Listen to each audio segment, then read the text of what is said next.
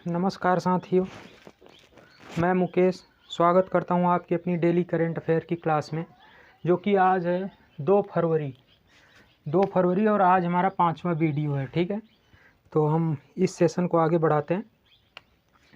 पहला है विश्व आर्द्रभूमि दिवस मनाया गया है, 2 फरवरी को मनाया गया है, आज ही के दिन। इसका विषय है wetlands and human well being.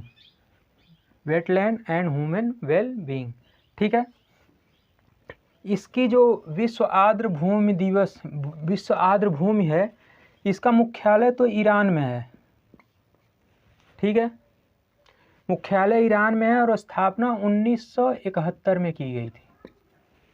ठीक है, अभी तक 2023 तक भारत में कुल 75 आर्द्रभूमि थे। ठीक है, अभी 5 और बढ़ गए हैं, तो टोटल भारत में 80 आर्द्रभूमि हो गई है। ठीक है, इतना समझ में आया। उसके बाद क्या है, 80 आर्द्रभूमि हो गई, तो जो सबसे अधिक आर्द्रभूमि है वो तमिलनाडु में है 16, और इसके बाद दूसरे नंबर पे है यूपी में 10। ठीक है, इतना समझ में आ गया होगा। उसके बाद एक चीज़ और ध्यान रखना है इसमें कि वेस्ट बंगाल का जो सुंदरवन है, ये सबसे बड़ा आर्द्रभूमि है भारत में। ठीक है, इस क्वेश्चन से इतना ध्यान रखने की ज़रूरत है। ठीक है, क्या क्या ध्यान रखना है। विश्व आर्द्रभूमि दिवस मनाया गया 2 फरवरी को। विषय है wetland and human well being. ठीक है, इसका मुख्यालय है ईरान में और स्थापना हुई थी 2 फरवरी 1971 को। ठीक है, 2023 तक भारत में 75 आर्द्रभूमि स्थल थे, जो कि 5 बढ़ के अब 80 हो चुके हैं। ठीक है, सबसे अधिक तमिलनाडु में है 16 और उत्तर प्रदेश में है 10। सबसे बड़ा जो आर्द्रभूमि है वो वेस्ट बंगाल का सुंदरवन है। ठीक है, इस क्वेश्चन से इतना ध्यान रखेंगे। दूसरा है चंपाई सोरेन ने झारखंड में हेमंत सोरेन के बाद सीएम की भूमिका निभाई। ये जो है हेमंत सोरेन, इनको किसी भ्रष्टाचार के उसमें ईडी ने छापा मार के गिरफ्तार कर लिया है। उसके बाद चंपाई सोरेन जो है, इन्होंने मुख्यमंत्री की भूमिका निभाई है। ठीक है, ये जो है चंपाई सोरेन, इन्हें झारखंड टाइगर उपनाम दिया गया है। मतलब पहले से ही इनका उपनाम है झारखंड टाइगर। ठीक है, ये झारखंड का जो राजधानी है रांची।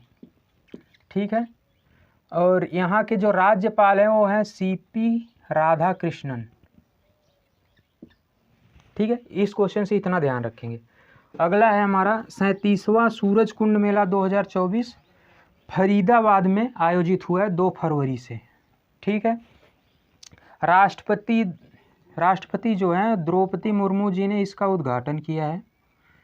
द्रौपदी मुर्मू। ठीक है, और ये है हरियाणा में जो कि है फरीदाबाद। ठीक है, तो हरियाणा की राजधानी है चंडीगढ़। सीएम है खट्टर साहब, मनोहर लाल खट्टर।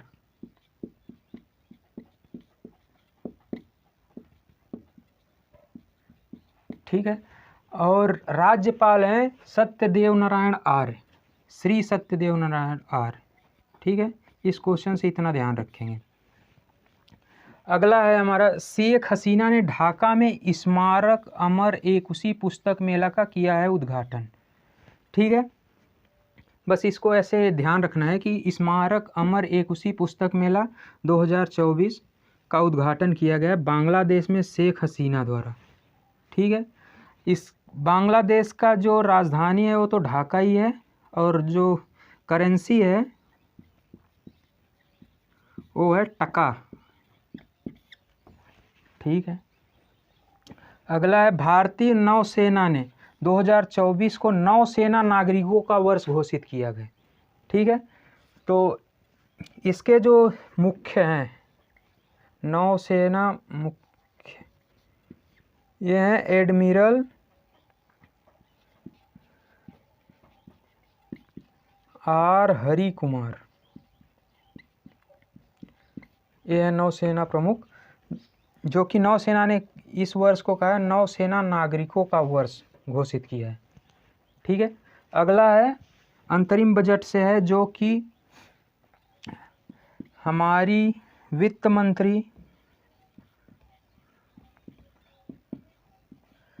निर्मला सीतारमण जी ने लगातार 6ठी बार वित्त बजट को प्रस्तुत किया है। ठीक है, अंतरिम बजट जो होता है इसका मतलब होता है कि अब जैसे कि अभी चुनाव है हमारे लोकसभा का, तो उसमें क्या है कि जैसे अगर कोई दूसरी पार्टी आ गई या यही पार्टी इस बजट में चेंजेस कर सकते हैं बाद में, चुनाव के बाद में, इसलिए इस बजट को अंतरिम बजट कहा जाता है।